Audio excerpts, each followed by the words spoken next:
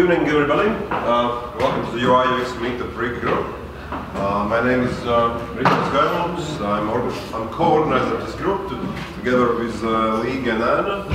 This group decided distinguished for designers and UIUX enthusiasts here in Riga. So we skip probably a giant part of personal introduction. So today we have a speaker from England. So more side will talk about the business value of good design, and then we have a first-time workshop.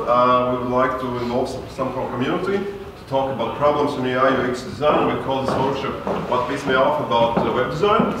So we created even one Facebook page for that to submit your experience from your experience largest UIUX fails in order to discuss them here in the crowd of experts of UIUX design. And Tom Svarpinch will help me with moderation of that workshop. Then we have announcements, so everybody could come out and speak about events, about positions, about projects, and about everything related to the UIUX things. Then we get a summary. So yeah, this is actually some sort of page for future resources.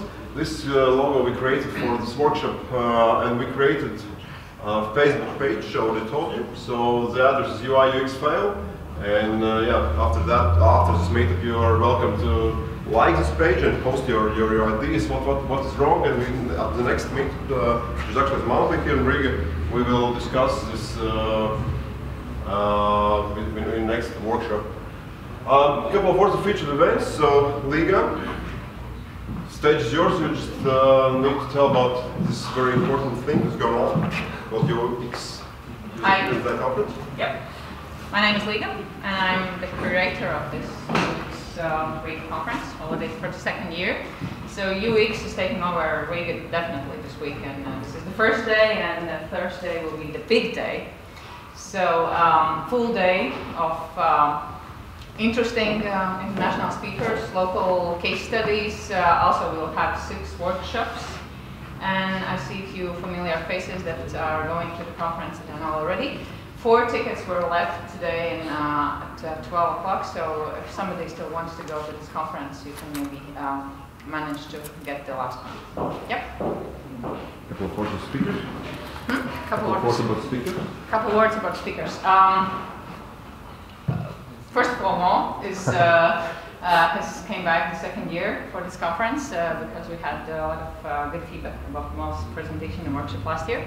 We'll have also Ben Holiday from GDS, which is the British famous GovUK prepared site, and Ben Holiday is responsible for the research, and based on research, he is building e-services for the British government. It's really going to be an exciting talk, and he will also have a 2-hour workshop on how to capture user needs, and based on them, how to build digital services.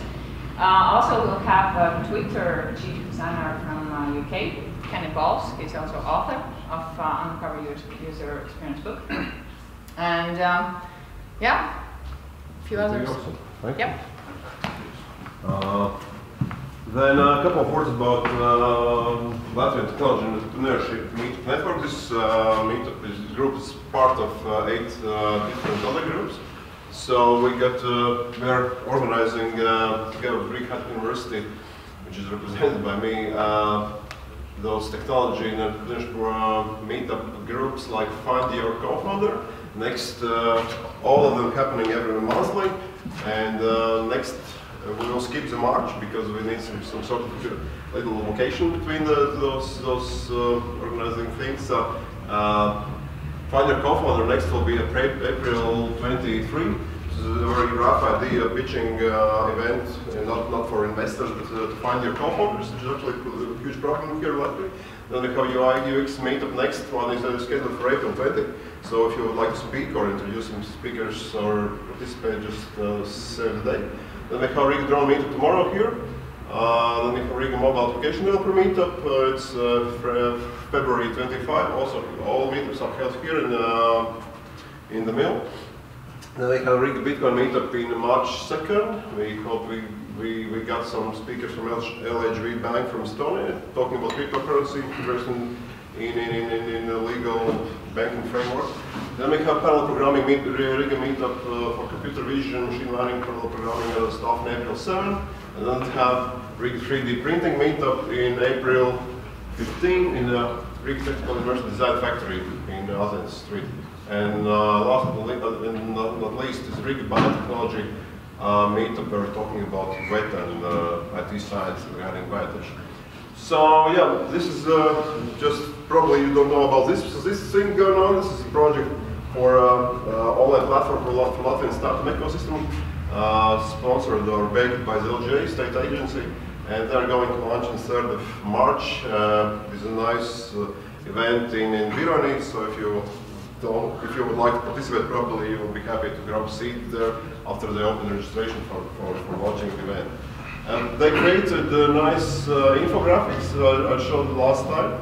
I think it's a nice move from governmental agency printed leaflets and something very valuable for startups as takeaways. So I like the design, I like idea, and probably you could take paper copies somewhere here on the desks.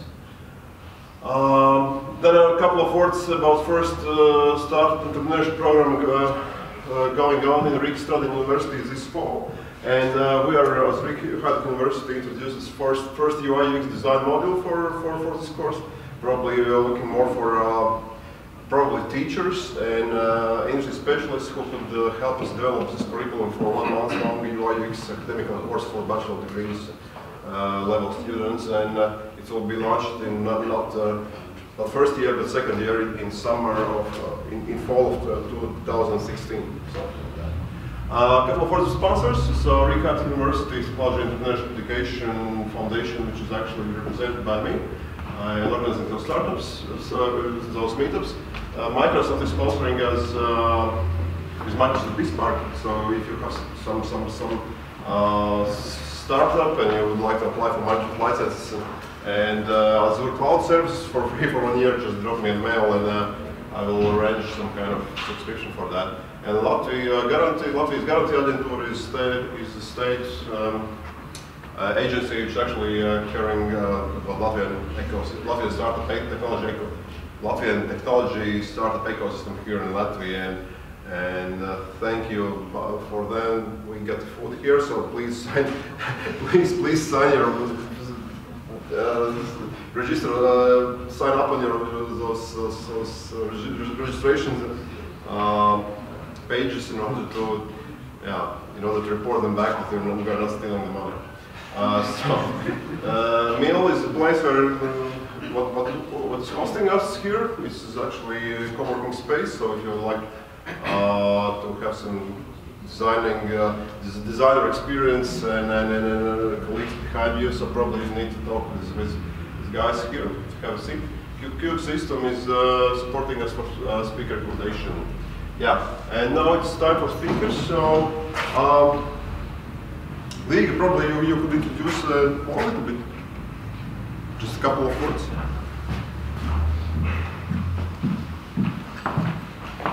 So, Mossad has a PhD in psychology, apparently. Not yet. I'm still going for that. Okay. But still, that's the area that you're studying. He's also an expert in design strategy and e-commerce in United Kingdom. Some of the projects that we heard is YB, British Airlines, so recently that he worked on.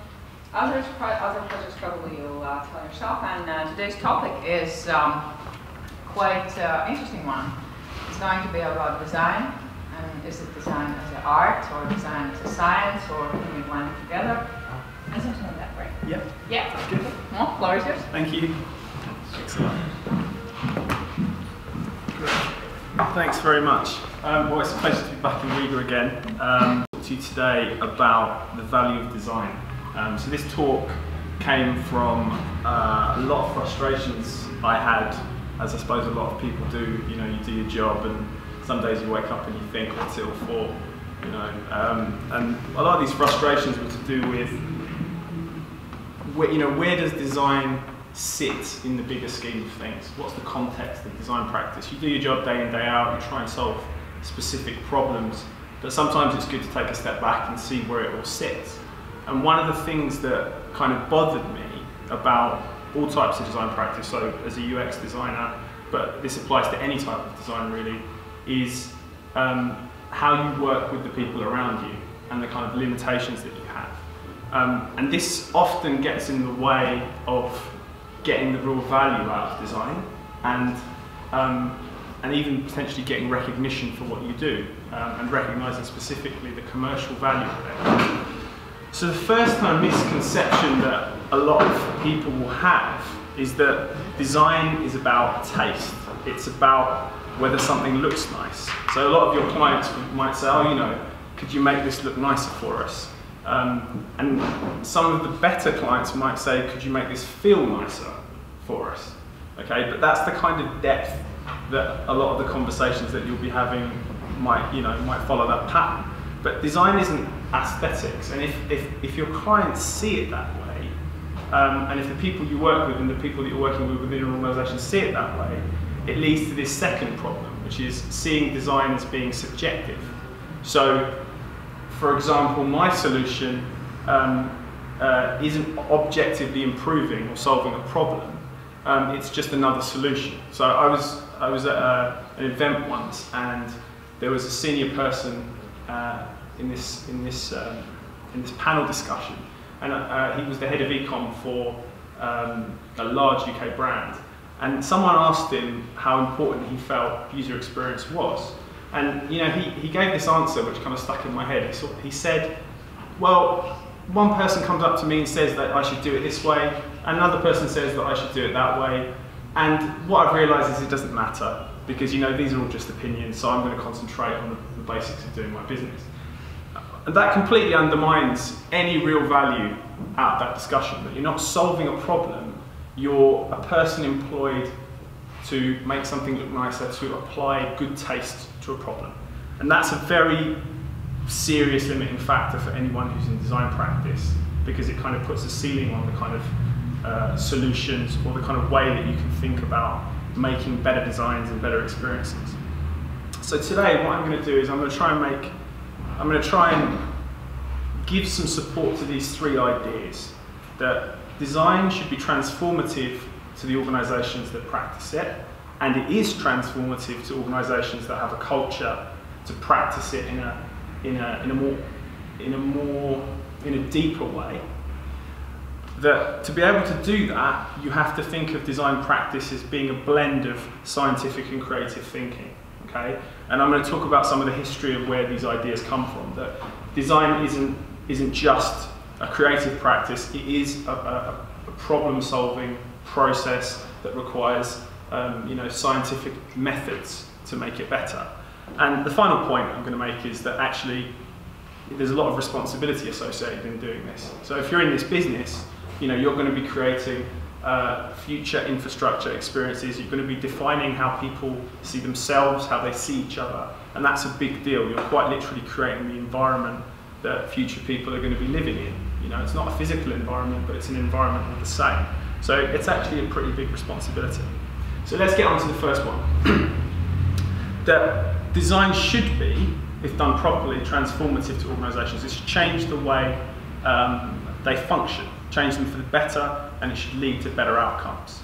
So the first sort of point of thinking on this is, what exactly is the business value of design?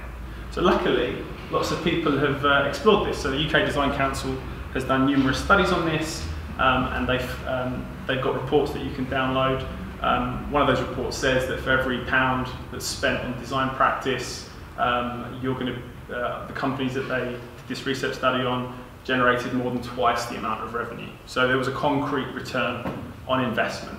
Okay, but there was another consultancy called Motive Strategies, and they created this thing called the Design Value Index.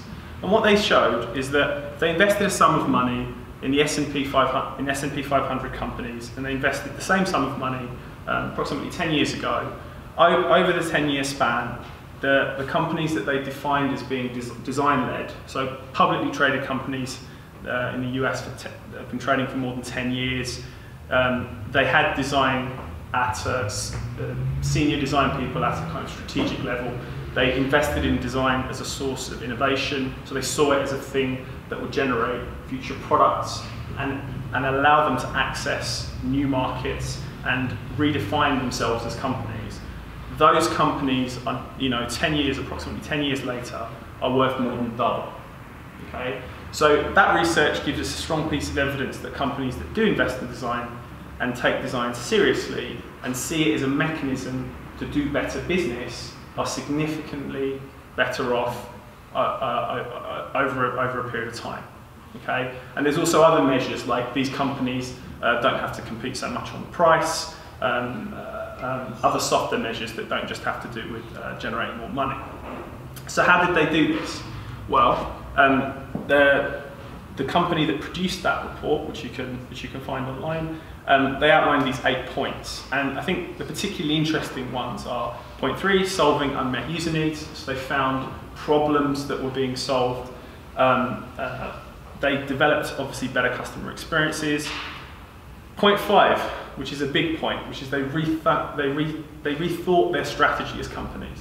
Okay, so to rethink your company strategy means you redefine who you are. So you can't do that if you think that design is something to do with aesthetics and it's just branding. The people responsible for design are responsible for making sure the brand is communicated correctly. This is a completely different thing. It's a completely different thing. Market expansion through persona development. So they not only access new markets, but they might have created new markets that simply wouldn't have existed before. So classic example, something like the iPad. That created a new market that didn't exist before. Okay?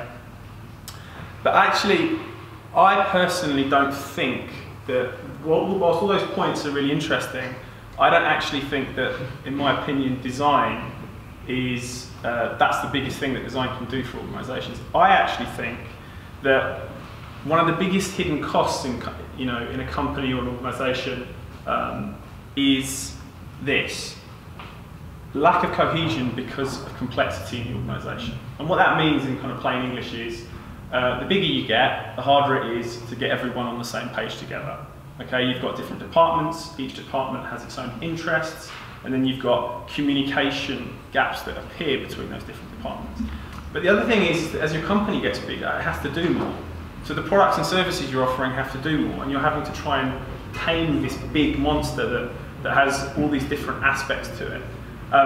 So that then in turn leads to this other problem, which is slow and ineffective decision making. All right. So as you grow, right, you're having trouble talking to each other so you can solve problems effectively, and you're having trouble deciding about what to do next because you're having trouble getting all the information together in one place in a kind of rational story. And that's a place where, if you've been someone who's responsible for design, is a very difficult place to get out of. And what I actually think is that if you were to, visualize this, if you can see different facets of the business, if you see sales and marketing functions in the business domain, engineering, R&D in the technical domain, customer services, or client management in the customer domain. If you break an organisation down into these kind of domains, you get this separation. So those bits don't cross over. They should really be like this. There should be some crossover between those things, so they can work together. They can pool the information they have about the problems they're trying to solve, and they can work together to solve them. Now, the unique thing about design practice is that in most organisations, it sits squarely in the middle of those things. Okay, so as a user experience designer, you're having to identify and define customer needs. So you're having to talk to customers. As a user experience designer, you're having to work with technical constraints. So the solutions that you provide have to actually be implementable. You've got aspects of the product, so pricing and business model, that affect how an interface and an experience are defined as well. So you've got all these business constraints. So all of these aspects of the business are kind of coming together in this process, in the design process. And that allows people who are responsible for designing organisations, it gives them a kind of opportunity to actually bring these parts of the organisation together, to align them, to get them talking the same language, and to kind of transform them. Now, the problem with slides like this, I know I've just sort of said this to you, is they sound fantastically abstract. So it's like, oh, it's a great idea, but what does that actually mean, right?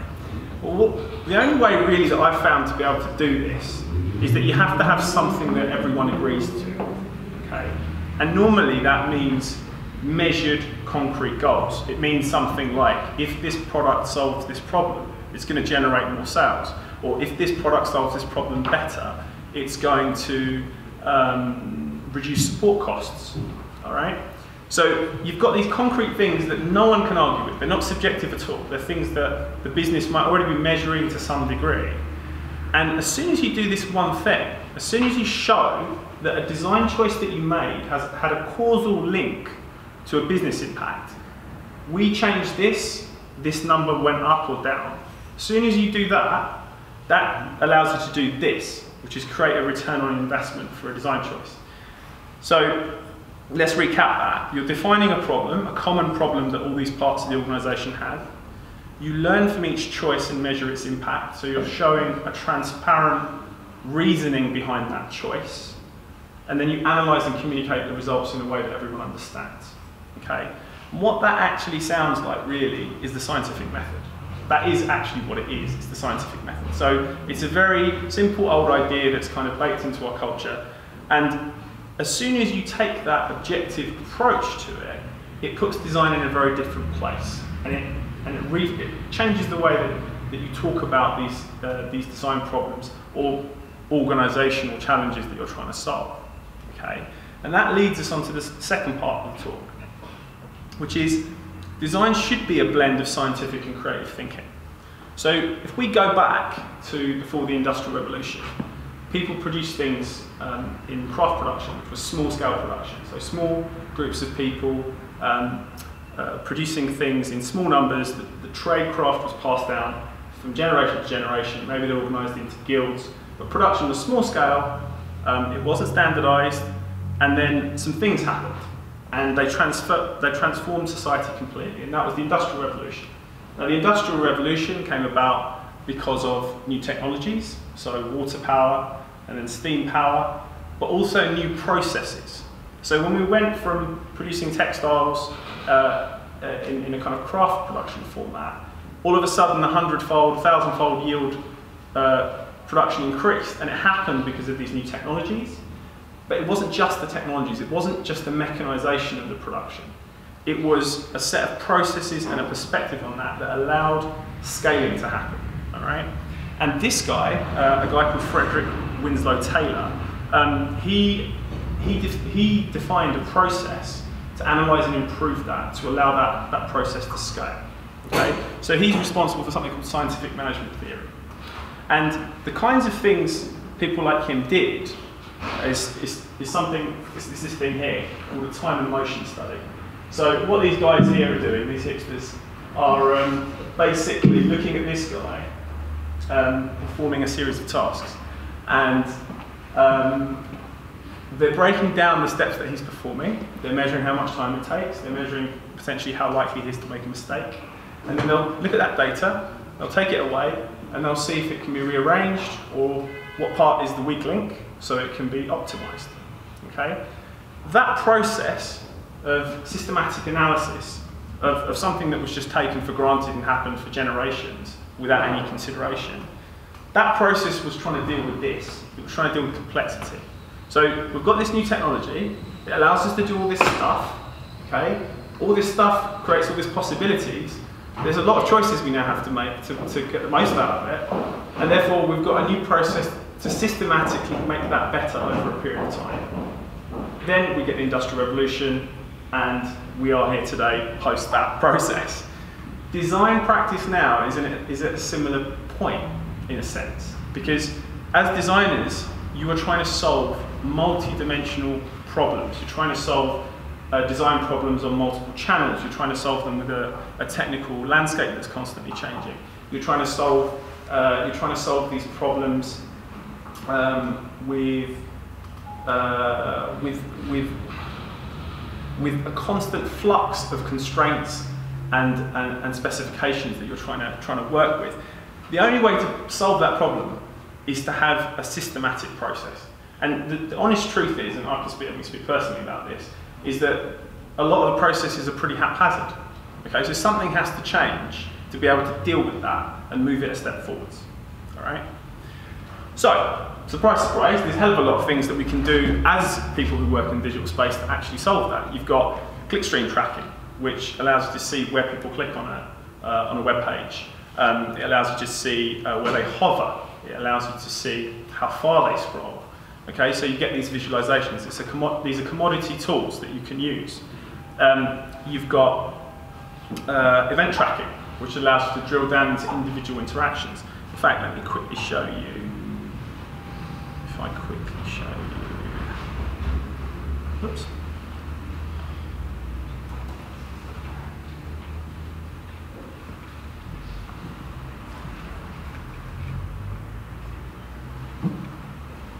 Stream tracking tool, and this will allow you to view session recordings. So this is just one of many tools that you can use. So you can actually watch videos of people interacting with your page, and you can see common mistakes that they make, and then you can, over time, as you change a design, you can systematically look at those recordings and get just that slight bit more insight. Okay, a bit like the time and motion study that you saw there in the kind of physical space. So you can play these recordings, but you can also get analytics on that. So clickstream tracking also gives you hover and scroll heat maps, so you can see how far down the page people have scrolled. So that allows you to identify content that people are skipping that isn't interesting, so that you can revise the content of a given page and revise your content strategy. It also gives you things like form analytics. So you can look at the time spent on each individual form element. So in this example, we've got some forms, and you can see that this one, people are spending more than double the amount of time on that field. So that form is obviously doing something that's confusing people. All right. Now, all these analytics are really easy to plug in, and they give you that kind of insight. In fact, I'd argue that it's easier to do this kind of analysis in the digital world than it is in the physical world. All right, so as people who work in the kind of digital design spaces, it's actually easier for you to kind of apply this insight to the work that you're doing. You can also use tools, event tracking tools. So this is a platform called Mixpanel, and what this allows you to do is it allows you to capture events. Google Analytics also offers it as well. And what that does is it allows you to have analytics on a more than page level. So if a user is going from page to page to page, sometimes you don't see what they're doing with specific elements on a page. But with a bit of JavaScript or with a bit of back-end code or hook somewhere, you can capture that event and you can capture some data. And what that actually allows you to do is it allows you to have views like this, which are customer-centric event streams, basically. So you can see by person what they've done. You can segment them by various data points, and these platforms also allow you to capture data from not the web, so you can do mobile capture, or you could even capture events from an API if you wanted. Okay, and right on the end of the other side of the spectrum, you've got things like A/B testing tools. So this is Visual Website Optimizer. Another common one is a service called Optimizely. So when you've done this analysis and you found the potential problem, and you've got a hypothesis around why it's not working, you can use an A/B testing or a multivariate testing tool like this to change the design based on your analysis and then see what the outcome is. So you can test it against an old design and you can see whether it worked out the way you hoped in a kind of rational, scientific way. So when you start to do this, you can see now that it's going to change your design discussions completely. One second. It's going to change your design discussions completely. It's, because you're going to actually be talking about concrete metrics. So now it won't be this thing where you go into a meeting room and you print the design out and the client says, I really like that. You know, you change the colour of that button. I'm happy, and signs off. You know, the conversation will be a step more than that. So if we define that process a bit more, we're identifying a problem, we're analysing to find its root cause, we're hypothesising a model behind that, okay, and we're testing that hypothesis, ideally with something like an A/B test, and then we're revising, going back to revise our model based on those results. So a case study, something like this. We looked at the checkout process and found step 3, the delivery step, had the highest fall off out of that process. We then analysed the page to find the likely reason why and found a particular interaction which users seem to have trouble with. Changing that interaction allowed 12.3% more customers to complete this step, which in turn made us 10.2% more sales. This change cost €2,000 more to research and implement, and incrementally makes us €5,000 a month more in sales. Okay? It's the same thing that you might have been doing, but it's expressed in a different way. It's expressed in a slightly different format. And after that, nobody thinks now that you're responsible for colouring things in. And the final bit, which is the scientific bit, you have to go back and you have to say why, so that in the future the same mistake doesn't happen again. So the reason users had issues with this interaction is because it was a non-standard interaction and it wasn't familiar to them. So next time, Steve wants to go away and re-engineer a drop-down for 2 weeks, you can rethink whether there might be a negative impact to that. So you can take that away, and no, you don't have to test that again because you've got a rational data point. So over time, it's like a flywheel. You're building momentum. You're learning more and more about what's actually happening. All right. So what we can do now is we can place that process in a kind of evolutionary hierarchy of design culture. All right. Right at the bottom, we've got this superficial, basically crude understanding that it looks nice. Okay, then we've got a kind of comparative understanding, so it looks a little bit like this. I want that thing to look like our competitor, all right? Because, I like that somehow, all right? So arbitrary, but maybe a bit more comparative. I like this part of it because of this reasoning. That's kind of the next stage, and that's kind of the biggest jump, all right? So I want it to do this because there is a reason behind this. So you're starting to get a model now. Now, once you've got that model, what we've just outlined, that case study, gets to this stage. That aspect is worth X. So now you've measured that thing. You've got measurements around that model. All right? This is where it starts to become analytical. You can do it without the measurements, but you're not quite sure exactly where you stand. And because the variables that are at play here are quite complicated, you'll never really know how far you are from where you want to be. So you've got to do some level of measurement. And then the highest level, the kind of nirvana level, is that you've got a rationale that links into an overarching strategy over a period of time. So each individual step is linked into a bigger vision, which is taking you somewhere, okay? Linking all these individual steps together. So you can reform that as superficial, comparative, rationalized, quantified, which is what we just talked about, and then strategic right at the top, all right? Okay, so, but that's a lot of stuff, but where does all this actually come from? Where does all this come from? It actually comes from a very long time ago. All this thinking is, 500 years old, basically. It comes from the Enlightenment. It comes from a period where intellectuals rethought how people were going to acquire knowledge. And part of that rethinking of the kind of human condition was about being reasoned and scientifically examining what was going on in the world around them. Okay, so that Enlightenment thinking, which is kind of what we're talking about, which is the scientific method is one part of. This is kind of linked to an even older idea from the Renaissance of the kind of interdisciplinary person. So Leonardo da Vinci is a kind of Renaissance man. So what that means is that he doesn't. This idea doesn't differentiate between the creative and the scientific.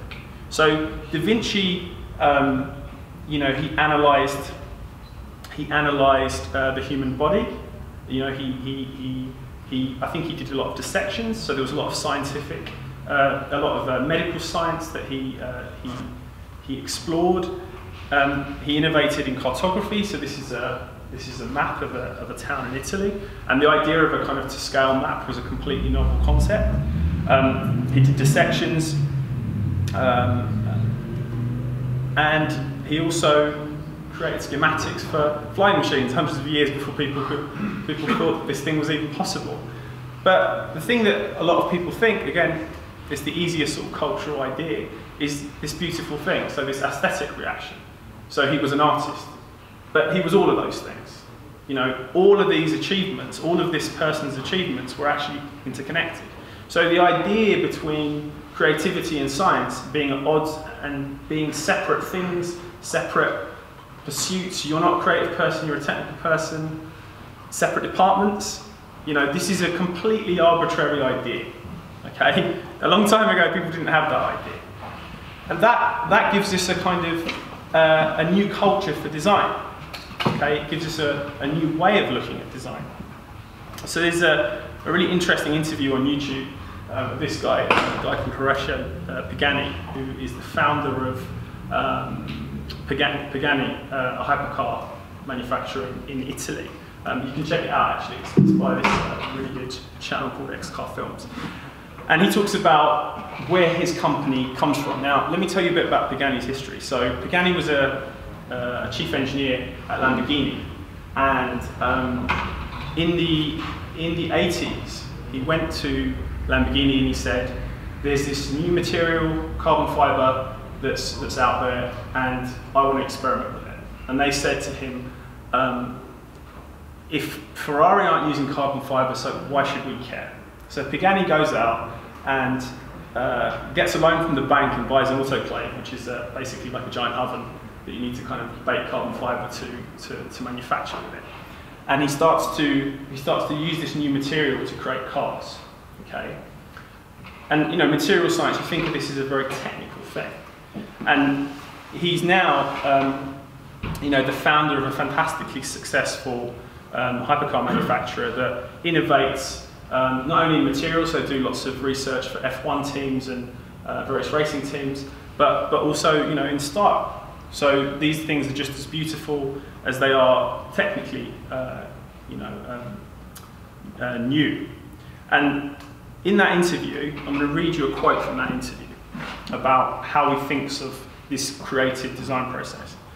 I hope that our concept of working is actually in the Leonardo da Vinci tradition, when art and science come together. This art is an expression of the hands, a kind of manual intellectualism, which goes from the head to the hands.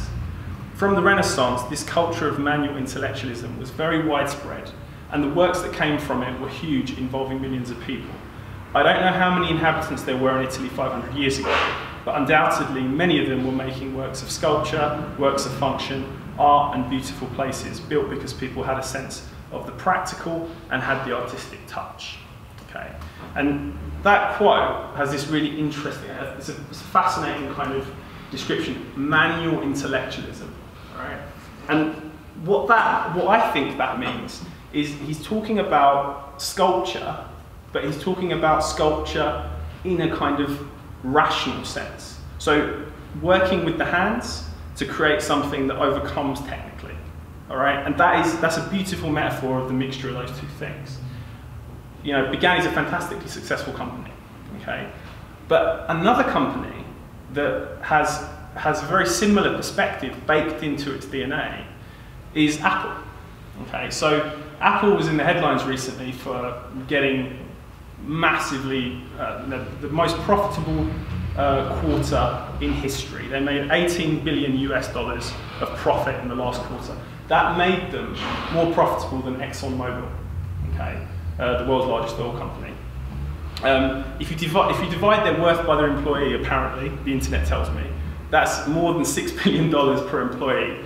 And their cash reserve is big enough to pay the total public debt of 8 countries in the EU, which is just mind-blowing.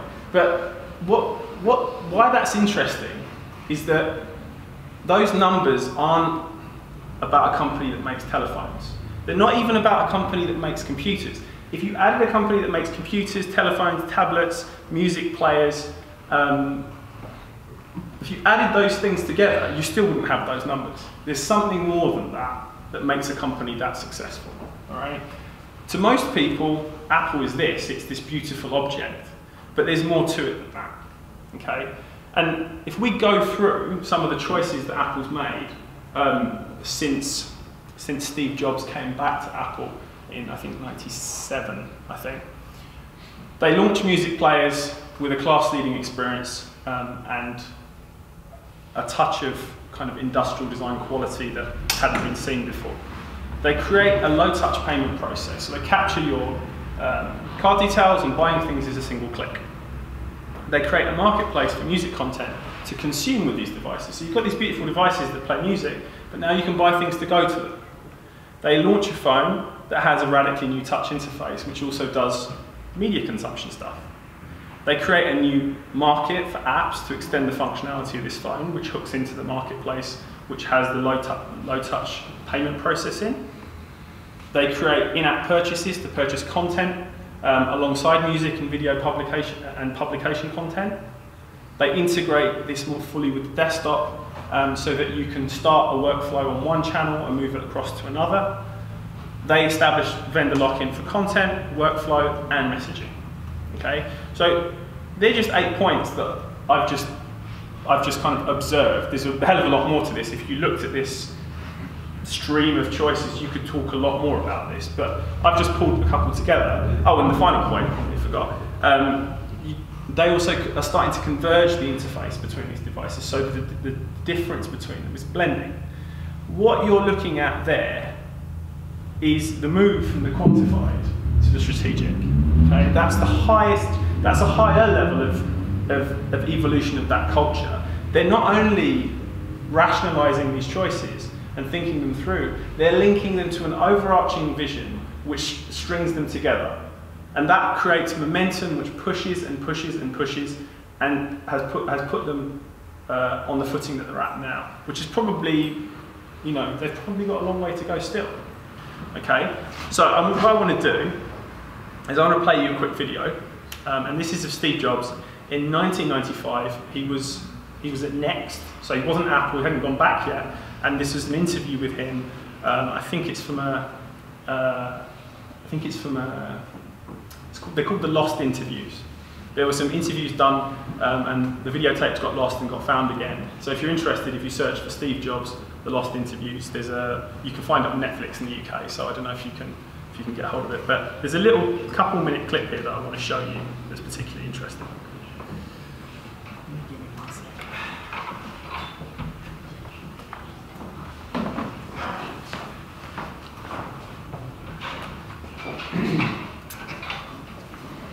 The only problem with Microsoft is they just have no taste. And what that means is, I don't mean that in a small way, I mean that in a big way. In the sense that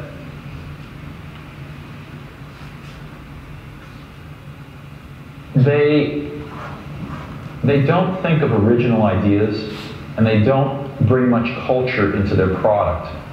And you say, well, why is that important? Well, you know, proportionally spaced fonts come from typesetting and beautiful books. That's where one gets the idea. If it weren't for the Mac, they would never have that in their products. And so I guess I am saddened, not by Microsoft's success. I have no problem with their success. They've earned their success, for the most part. I have a problem with the fact that they just make really third-rate products. Their products have no spirit to them. Their products have no sort of spirit of enlightenment about them. They are very pedestrian. And the sad part is that most customers don't have a lot of that spirit either. But the way that we're going to ratchet up our species is to take the best and to spread it around to everybody so that everybody grows up with better things and starts to understand the subtlety of these better things. And Microsoft's just, you know, it's McDonald's. So that's what saddens me. Not that Microsoft has won, but that Microsoft's products don't display more insight and more creativity. Wow, That's a great clip. I love that clip. If you slice through all the kind of spin, obviously he's pissed off. He's been kicked out of his own company, and you know everything he worked is from his perspective, you know, has been kind of shaken. But if you kind of cut through that, he says two interesting things. He specifically talks about culture. He talks about the spirit of the Enlightenment, and he talks about not only the culture of the people producing the product, but the people consuming the product. He's talking about a kind of a sensibility in people who are actually buying this thing. And he says outright, and you never get business leaders say this, they don't say our customers are ignorant. You know, they're just not going to say that. It's bad business to say things like that. But that's what he's saying. And he's saying that that's only going to change if people have a vision that is connected to something bigger than just the immediate thing, which pushes it forwards. And that is, if I were to sum it up, what I'm trying to drive at today, which is there needs to be a bigger perspective on design. And that bigger perspective on design is something that people have and that organisations have, and it's making them dominant. It's making them dominant because it's allowing them to function more effectively as companies. It's making them more dominant because it's allowing them to innovate faster. It's making them dominant because it completely differentiates them. It makes them unique in the marketplace. And it doesn't leave space for that not to happen. All right? The final part, which is just a little bit on the end of this talk, is that's a big idea, but there's also another kind of flip side to that, which is it carries a lot of responsibility. All right? This is a picture of a, whoa, projector's going off. Doesn't like it. This is a picture of a kind of a brutalist high-rise in London. It's quite famous. And there's a fantastic documentary that was released in 2010 called Utopia London. And in this documentary, the architects that designed these buildings and these housing projects were taken back to the places that they built to see how people lived and to meet people that had lived in these buildings from the day that they were opened. Okay, it's amazing because as you probably guessed, these places were not great places to live. You know, a lot of these places were social housing, they had a lot of social problems, and you know, that kind of ideal for creating the built environment, designing the built environment, turned out to be not so great. And in this documentary, you actually see it. You see, you know, this old architect meeting an old lady, and the old lady talking about why she doesn't take the lift to her flat anymore, because, you know, it's full of undesirable people a lot of the time.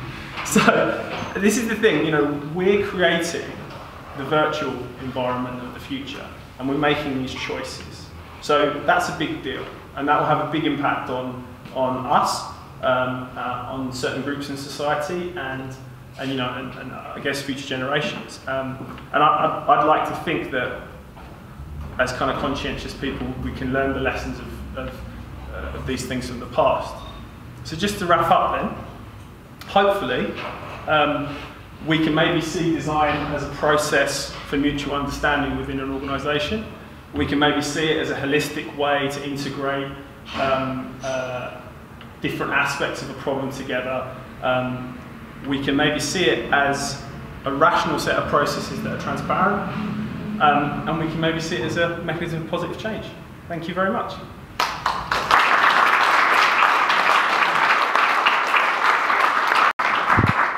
So, any questions for now? Don't be shy. No questions? Surprised. Thank you for the presentation. I really like the idea of translating design to a language that can be understood by everybody. And I'm just wondering if your thoughts about applying the scientific method approach to design at earlier stages of product development. There's nothing to test. Yeah. When there's only imagining idea. Do you think the scientific approach can be applied to idea generations as well, or is it something that's that depends on a single genius, Steve Jobs? Okay. Yeah. is like this our genius ideas something that can be translated to something tangible? Yeah, that's a really good question. That's a really good question. So it's the tension, specifically at the early stage of a project where you don't actually have anything concrete, you've just got some ideas, and you want to know, you want to test it, you want to see whether the ideas stack up. There's always, so if you are going to harmonise these two processes, the creative process, you can't have an environment that kills an idea when it's at its infancy. All right. So I think Jonathan Ives, he talks about how delicate a new idea is, and that you have to have space to allow it to kind of grow into something. So there's a balance between being this kind of critical, having this critical spirit that just kills things, and having a kind of a spirit that tries to push an idea against reality as quickly as possible. So I think a lot of people are actually scared of actually pushing an idea to breaking point. Okay, so you've got to have space to ideate and to play with ideas, but when that idea looks solid and it feels like it's something concrete, then that's the time to go and test it. And it doesn't have to be this big thing. It could just be, some mock-ups or some prototypes. It could be looking at data in the marketplace. It could be looking at what people have done with similar things. But one thing that I definitely will say is that the most effective ideation is one where it's clear constraints. You've got a clear set of constraints. So if this is your sandbox, you have to know where the edges of it are. Because if you walk out of the sandbox, go around the corner and run in front of a tram, you're not doing the same thing anymore. And that's where a lot of ideas end up. So I think constraints actually, in some ways, help ideation. But that's a really hard thing to balance. And probably, I would say that some design cultures are better at one thing than the other. Some are very good at being analytical and some are very good at being creative. But that's the challenge, right? About balancing those two things. So yeah, I hope that answers the question. Hey. So you said that people in design stand in the middle between the business, the technical, and customers. Yeah.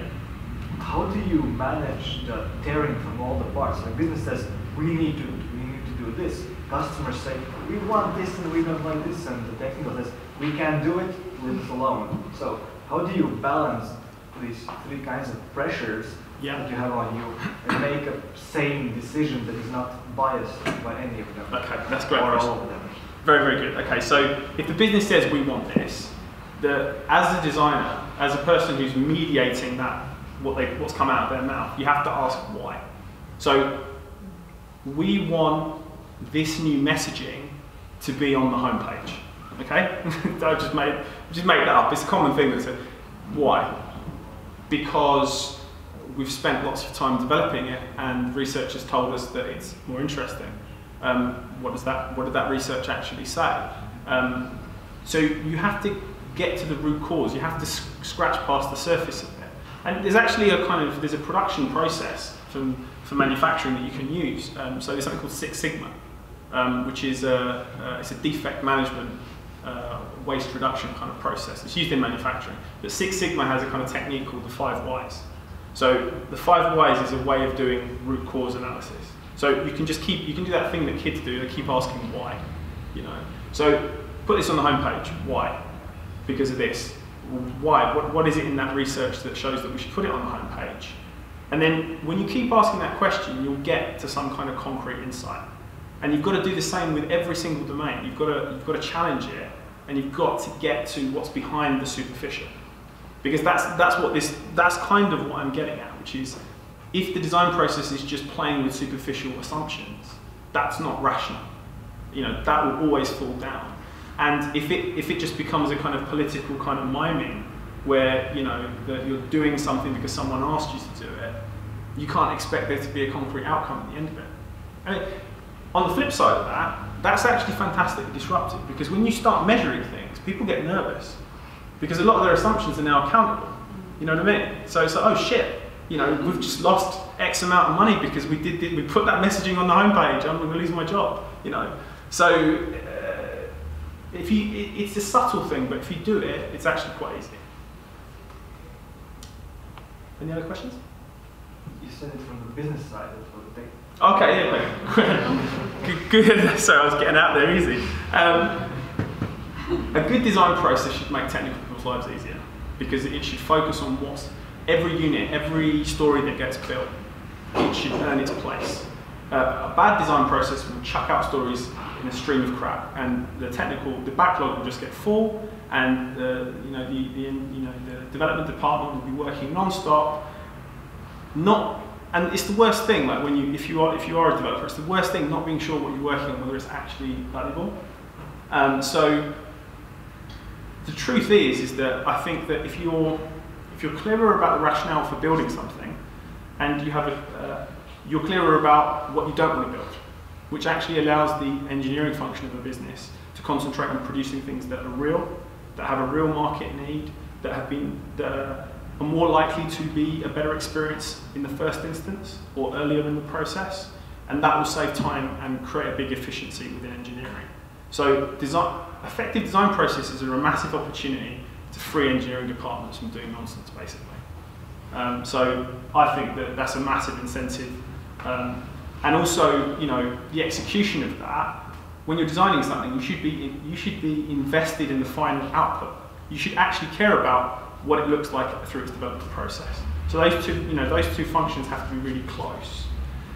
Customer perspective, that's easy, because if you're producing a better experience, then customers should be happier. They should interact with you more often. They should spend less time switching to other products. They should spend less time asking for support. They'll have a much better experience of you, so they'll tell their friends about it. So that's kind of straightforward. So when you want to implement something, do it only when it has a clear purpose. Absolutely. I mean, yeah. I mean, it's crazy, isn't it? You think you think that's what people were doing all this time, but yeah, it has to have a clear purpose. What we were building. Isn't it that contradicts the idea of you need to give a place for idea to grow? Exactly my question. Well, you have to have a hypothesis. So if you're not going to know this. You're not going to know with certainty that your design choices are correct, because you don't know everything. No team is going to know the answer to everything. So it's not a static model, it's a process of learning, okay? So rather than say, this is true, reframe it and say, we believe that this is true based on this, this and this. And then when you build that thing, and then you get some feedback from it, you can then at that point decide whether the thing is likely to be true or not, and you can come back and adjust your model. So you won't always be building things that are 100% right. You'll be building some things that do get chucked. But in that process, you should be building less stuff that ends up getting chucked away. And the stuff that you do chuck away should have taught you something. So that's where you don't have to be scared of having a hypothesis about stuff and building something that that turns out to be a bad idea, but it's taught you something. And that then is an efficiency, because you've learned that. You don't have to go down that road anymore. And there are no purposeless, is that the right word, ideas, or ideas that have no purpose. Usually the idea comes from something that's maybe wrong, or something you saw somewhere else and it has a purpose. Sure. Oh, I think this will work better than the existing thing. Yeah, absolutely. But there is such a thing as a more or less well thought through idea. Okay, and I mean, this is the balance, right? We're not talking about analysis paralysis and not doing anything, like spending 5 years to think everything through, but we're not talking about having ideas that are just badly reasoned. A lot of things are done with very little logic or fact behind it. So there is a balance between those two things, I think. And you know what? If you strike that balance right, your overarching success metrics should tell you in your business you should be selling more, you should be producing more. Those numbers will start to tell you whether you're on track. You don't have to guess whether things are getting better, you should know. And if you don't know, then how do you know if anything's, how do you know that any step you take as a business is going in a positive direction?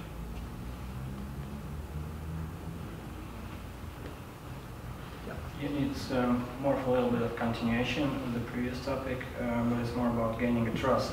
Yeah. I mean, sort of you're coming in and asking all these questions, why, and then they ask you back, why should we trust you? So, I mean, this is a status question. And so, what is the way to explain to them or to show those people that you are experienced in what you're doing? Does it boil down to giving concrete examples, or are there some other, I don't know, techniques how to prove, to convince people that you're really doing the right thing? Yeah, okay, that's a good question.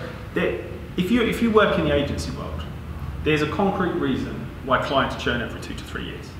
It's because when a client moves elsewhere, the account churns, or they get tired of working with one agency and the other agency comes in. And so what that tells you, that pattern of business, it tells you that agencies, creative services are basically seen as a commodity, and they're just seen as equivalent things, all right? And that's why there's this constant churn. And the reason why is because there's this gap between what is my return on investment. I pay you this much money to solve these problems that are important in my business. What have you got for me? You know, how much more money have you made me? And the truth is that the culture doesn't ask that question because it concentrates on all those superficial things. So what it basically means is that you're walking on rice paper, basically, right? And unless at some point with your relationship with clients you move towards more objective, concrete things, then one day you're going to place a step and the assumptions won't hold. So you've got to get confidence with the client, and if you have this approach, you should be able to show them concrete benefit. You should be able to do an A/B test based on the designs that you've done and say, look, this is the outcome. You should be able to work through hypotheses and show, even if the tests fail or pass, you should be show what you've learned and then what the impact on that actual final outcome was. People are open to reason, and if you present a piece of work for sign-off as a process that shows the reasoning and shows the depth, it actually creates consensus because people realise that something new is happening here, right? It's not just the same old sign-off process. It's just not the same old pitch where this problem is being approached in a different way. So I think that approach actually does resonate with clients. That's been my personal experience. But at the same time, some clients aren't going to be ready for that. You know, they're not going to be ready for it, and some people are going to want to eat McDonald's. So you've got to choose what you want to do. So there are times you just have to say no, just understand that there are other people you want to collaborate with, but they really don't understand you, like possibly the value you could give them. I think, I want to be optimistic about it. I think that if you try, that a lot of people are actually open to a new way of thinking about it. But you do have to do it gently, but this stuff we're talking about is actually straightforward. You know, if you take people through that process and you handhold them through, you will make progress. It will take time, and some people will go faster than others. But if you sell creative work on aesthetics, if you sell it on taste, taste changes. It changes. That's what taste is. It's a fashion. And if taste changes, then that means the viability of your. No, I think there is a way to to step into that more rational way of thinking about it. Any other questions? No more questions? Really? Okay. Okay. Thank you.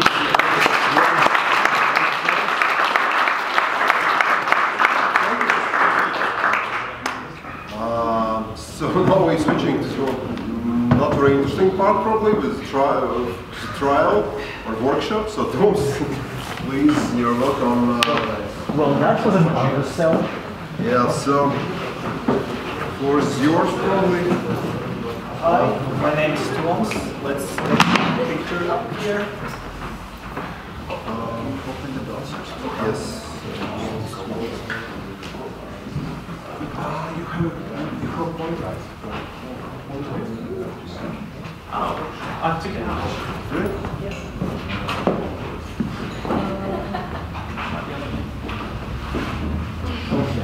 Yeah.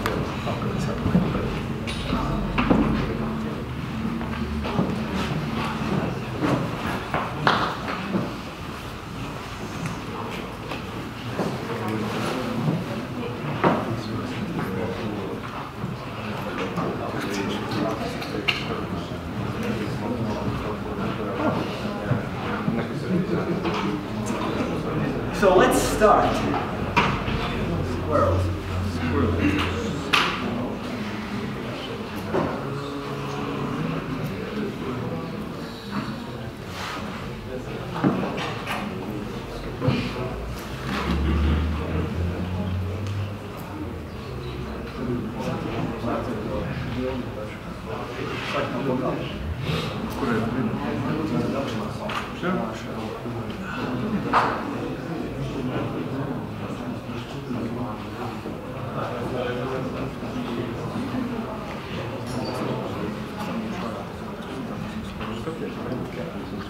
So, hi, my name is Tom. I'm a user experience enthusiast and practitioner. And this is our beta testing of the segment, what pissed me off in web design. So the first thing to address, it's not about me. You should look at this in the first person and ask yourself, what pissed me off in web design? And I'm sure you can all think of 1,000 suggestions, and we'd be happy to hear them and talk them through and solve the problems or the frustrations you have with web design, mobile design, whatever, in this industrial design. Let's experiment. So we'll be having this segment as a test pilot for a couple of next months.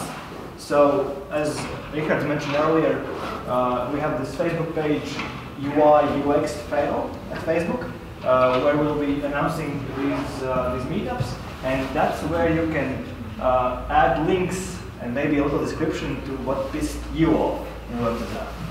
So let's start with simple things just to warm up. Okay, so this one. Okay, this is not working.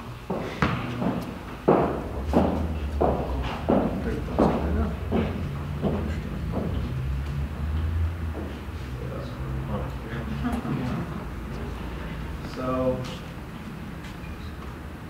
does anyone know what this is? Unfortunately, yes. So the people who know, let's give others opportunity to guess what it is. So Total fail. Fail. the first thing this should tell you what it is. Does it tell you what it is? Except it's fail. So we see children, we see colorful tabs, we see information and some other links. So italic, okay, links in italic and bold. So they're creative. They're combining many creative fields together. So the first thing I'd like to ask you, what do you think is wrong with what you see on the screen? Don't be shy. Just tell whatever comes to mind. No big red button. We have a, I have a razor. So we have a big blue button, so that's one thing. So okay, what next? So there's no call to action. What else do you think is wrong or missing or misrepresented? So already brings you too much information. It brings you too much information. We need to, I believe we need to have something less limited so we can have a starting point where to start. These three buttons, szkoła, embedzakiem and szkolenie, have this information, but this picture is all the space. And like you are coming, you see the kids first, and not these buttons. And then you go down after these kids, you got the first that you see, and you see this a lot of information in the small text. No, there's missing tagline, small tagline which says, this is for that. So the message, There's purpose no of this message at all. For what this is need, for what purpose? Basically, this is just an admin page which added this colorful picture, and it should be okay. Okay, so there's missing purpose, too much information, small text, lack of call to action. Next. I think it's good because it's working in Internet Explorer. Wait, let me argue with that. How do you know if it works? Because it's Internet Explorer. Ah, okay. Yeah. With Internet Explorer, you can never know it works. Okay, so we have these clear problems. So I have one more. I just can't read it, but I see there are a few error messages, isn't it? The red color? Is that an error? oh, That's the important stuff. it's Not rare. what you need to pay attention to. Okay, so these three main problems: a lack of defined purpose, a lack of call to action, and a lot of text. How do you think we could solve these things? These are huge fundamental problems. So, what do you think would be the solution? Let's start with like the purpose, the value of this site. So, as we are from the creative and IT industries, we know technical, we know creative, we know design. We have a lot of experience in a lot of fields. Please, professionals, how could we solve the purpose issue, the value of this site? What could we add, take away, change? Don't be shy. Nobody bites. You're just going to actually say what it's for.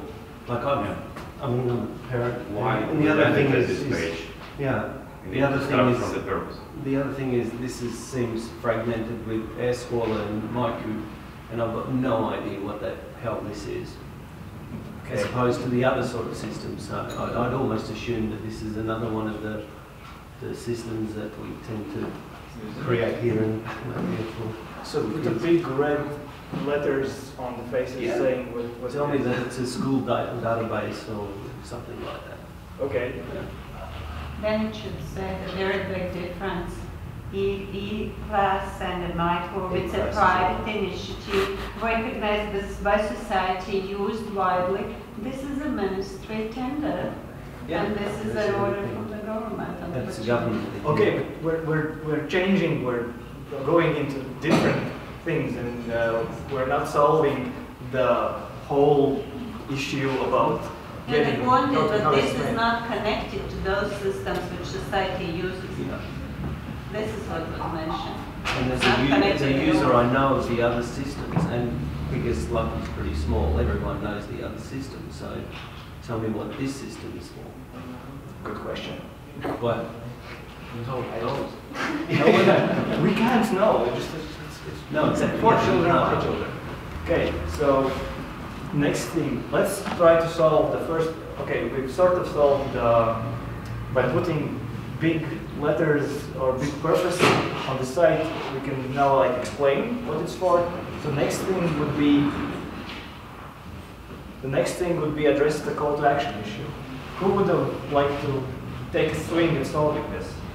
Like, what do you think is missing, misplaced? What could we do different?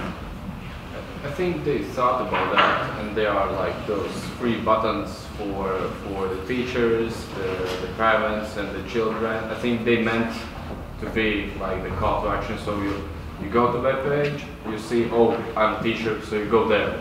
Thank you for pointing this out. We tried to show them how the buttons work. So this innovative design Doesn't change anything. Yeah. It changes. This innovative design just changes a bunch of text that you on smaller screens wouldn't see. So you change from 3 different kinds of portals. Like there are 3 kinds of portals in this. It's for the students, it's for the parents, and it's for the teachers. And when you change, what do you see? What do the students see? Kind of information. This one. Okay, so some of this changed. This didn't change, it's still the same. So what is your guess? If you enter here from like the student's perspective, will you be taken into the student's account or will you be taken somewhere else? You would think you'd go into the students' account. This is a trick question. It'll be really funny. Tell us. Yeah. Well, also it's interesting why do we need really these 3 buttons if we just can log in and and then the system determines what we are, teacher, parent, or children. Okay. What would you change? There's no need for those three buttons. I think it's quite true, because you can't be children and parent in the same person. So if you are children, you just log in and you are putting your page. So there is no need for those three buttons probably. Okay. If you are children and parent, then probably you have different accounts. Okay, so system should know how to deal with that. Okay, so we take away these call to actions and only this one remains. What else ideas? Well, I kind of disagree. Why should you take these away? I would rather say they should work on the content and describe what are the benefits for three different target audiences. But obviously, there are completely different three target audiences, and you can't just melt them into one. Because otherwise, you can't really sell the system, and you can't really argue why people should join the system. But if the user journey ends up at the same point, then it's kind of superfluous. There is a design problem, but I kind of disagree that you should kind of totally take away these three buttons and split three audiences. Because content is different for them. It should be different, that's the same. It should be more. One third of the text is always the same. Yeah, exactly. And what is the point for me to see, for example, what for children to see or teachers, I don't know? What each of these sections should do, actually, should give some selling points. Why should you use this system as opposed to, I don't know, MyCube or something? And then it makes sense.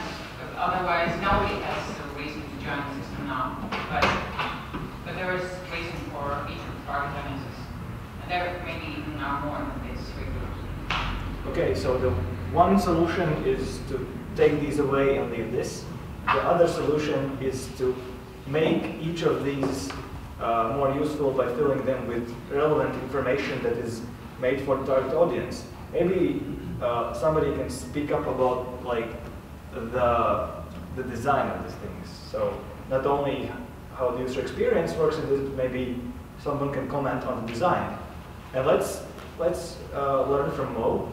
Let's don't start from the first level. Let's try to like from the third or fourth level. Who would like to take a crack at it? Designers, speak up. I know you're in there. I don't know, I still have this feeling that the content that we see here in each of the categories it's not based on real user needs, I don't know, adapt them.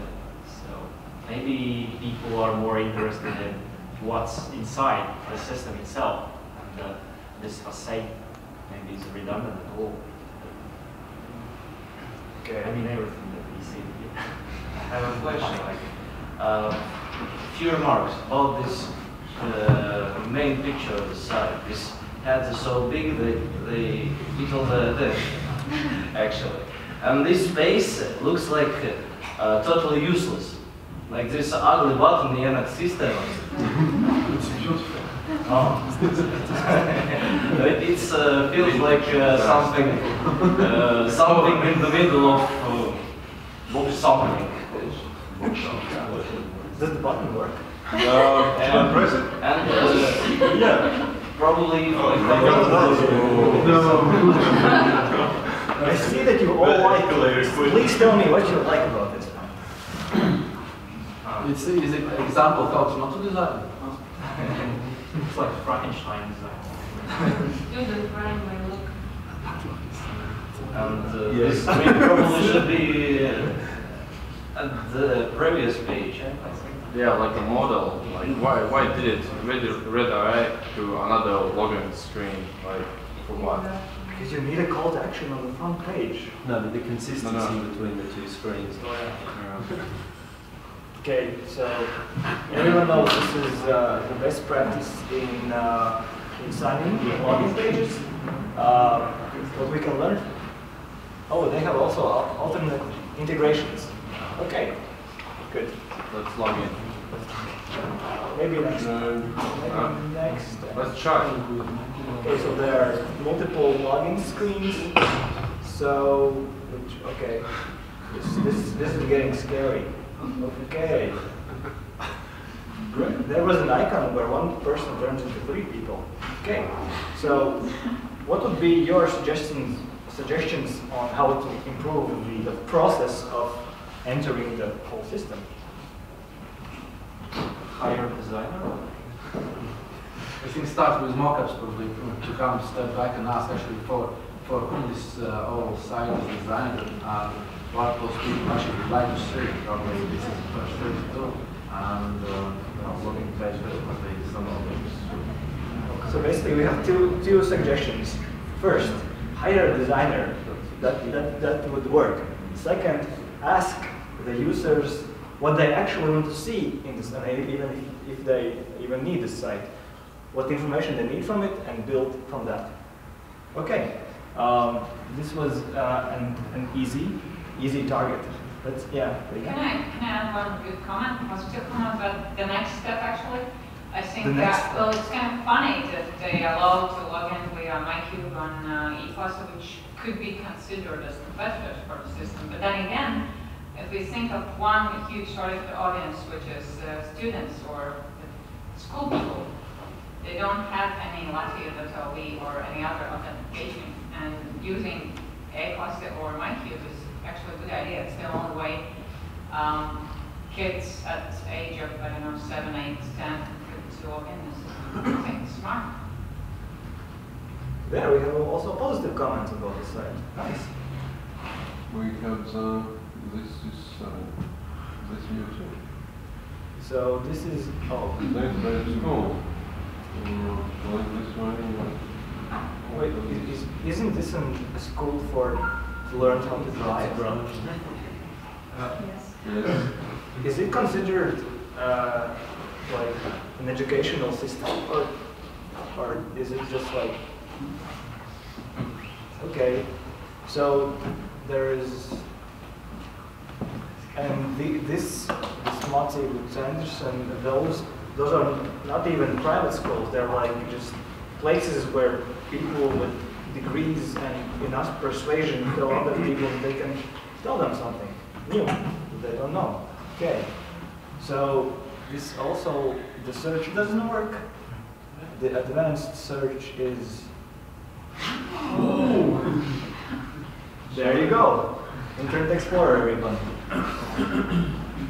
Okay, so we can agree that a lot of, well, wait, stay on, Richard, stay on here. So what is the thing, does anyone have any suggestions for change? Yeah, remove the list. Like who needs so specific list for schools? Like in the top navigation, like so important. Like who? Like it's there. Like someone comes every day and searches for schools. Okay. Do we have such people? Yeah, I do. Does anyone go daily and search for school? You do. Not daily, but I mean, Yeah, but like how many? Like okay, you do. I need to know where I'm maybe It's like in the top navigation, like Especially for a job, for example. it's like almost you every night someone goes there and like searching for school. Why just simply not searching Google? Yeah, Teacher. Okay. Yeah, good point. Yes. Sort of the list serves only one purpose, like a statistical one. How many educational schools are there? That's it. I don't see any other way. Just there. To show the quantity. Yeah, the quantity. Okay, Liga, you had a comment? No, I think that, again, the question is for whom. I more can put myself in the shoes of parents, and then I would say that I really would appreciate a map. Like when I have a kid to bring to the school, and I have to decide in which school, which is like an area of where I live, and I probably change the school for my kid each 4 years, and Latvia each 5 years. So the map would be really helpful. There's a card. Right. But Oh, this list is something.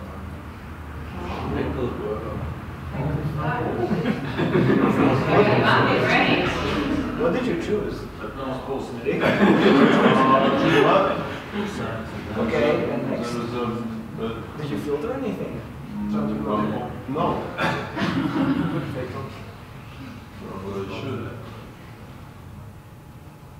So I doesn't have school. Great. Okay, so I think, okay, so okay, a map which we found, which works awesome. Any else suggestions? Any improvements to those? This page assumes that most of the people search for schools, or maybe some of them try a map. And maybe the third option would help as well, like browsing, dividing this large list of schools into categories, and maybe let people find schools like that way. Well, you sort of could with that search. It's sort of good, but it's not entirely. Map itself is very good, but obviously it's not works everything. But the idea is very good. That's, I think I would put just map and maybe those lists somewhere deeper if something really need those lists.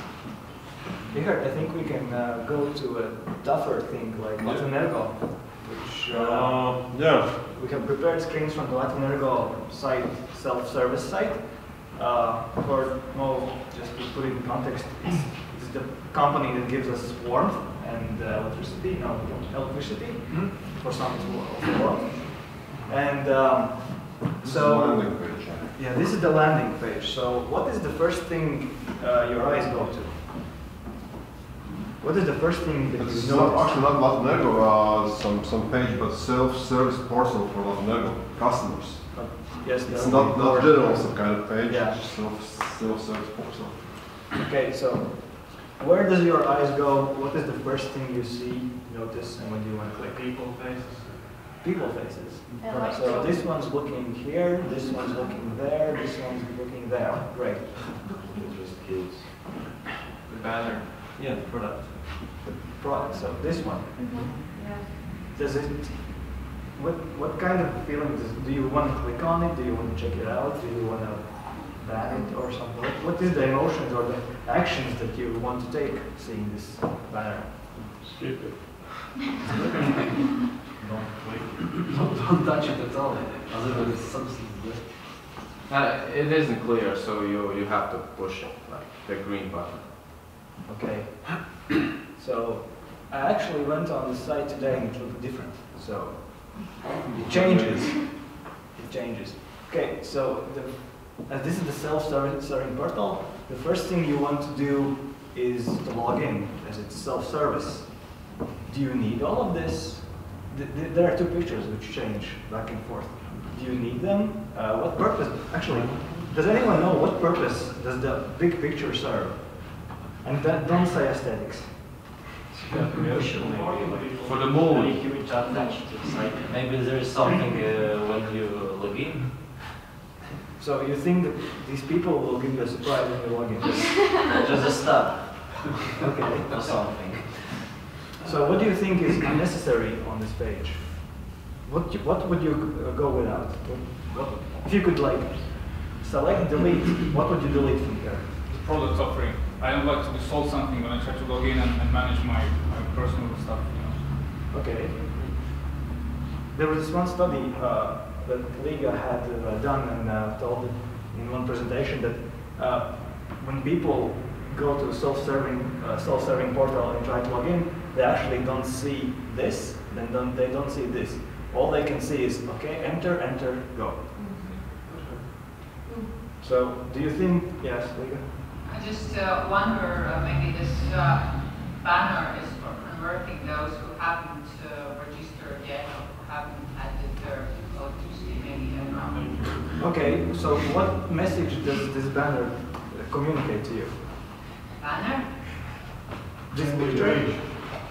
Or I see what are you the talking about community, this one? I meant that one, yeah. Okay, so what does this banner communicate to you? I guess this banner just gives the context because maybe that one is the heater and you can understand, okay, this feeling is something about the heat outside the winter and everyone is happy anyway. So maybe it's just about creating the context of the company. So we're in Latvia, it's always winter, and you can be happy even though. No, but you are more happy about the heater when it's winter. I'm interested in what did the man saw, because I watched the winter and the heater in the last moment when we talked about it. Because women and men attention get attracted to different things. Men get attracted by objects, and women more attracted by the background. And for example, I saw women and 2 children, like electricity brings you children. Or like, wow! If you look at the picture, it sort of does. The first thing, when I saw this, I was like, okay, people, hey, a fire truck. Oh, it's a truck. Great, it's all right. Okay, so anything else? So we would like to delete this. Other people think it's helpful that this gives some kind of context as to, does it? Does it explain what? It doesn't even explain what it does. I think they are going on the assumption that you already know what they are and what they do. Okay, let's try to log in. Yeah, this is screenshots from actual system. I raised my personal data, but just to get a glimpse of what is looking inside for those who don't have electricity and don't need to get in. So this is the first screen you log in. Okay, so what do you see and what do you think? Inception. The photo is really make it smaller. But a huge photo, it doesn't. I don't want it there. If it's smaller. So this is your dashboard. It's actually, you know, a real experience. I every month going into this bloody site, and I'm very unhappy because every time I have to learn where I can pay or show or do something I need to do, because it's really, it's somewhere in the middle. You have to click, and then you can put your numbers of electricity, and then hopefully something works out, and then okay, I did this month, I did everything perfect. And then sometimes there's some note, okay, you already paid something, oh my god, what's happening? So this window is just doing nothing. And you know, on this kind of page, actually you want to go quickly in, out, that's it. But because of the beautiful design, actually you spend at least 10-15 minutes, maybe I'm done, you know, but seriously, it's not helping. And minor thing, this color of the selected text or something. This light green that hurts my eyes, makes my eyes bleed. Okay, so you won't even see this green. Yeah, so we all know how to complain and say what is bad. This workshop is made so we can address and laugh at the bad stuff, but also give suggestions for improvements. So what would you change about this view? So it's a dashboard. So it's the first screen you see when you come in the site. What you would want to see, and how would you change whatever is going on here? Pay my bill. The main reason why I went into the page to pay. Okay. So, really neat dashboard, big buttons. First thing where you can put in your numbers, just pay. This is actually what they want.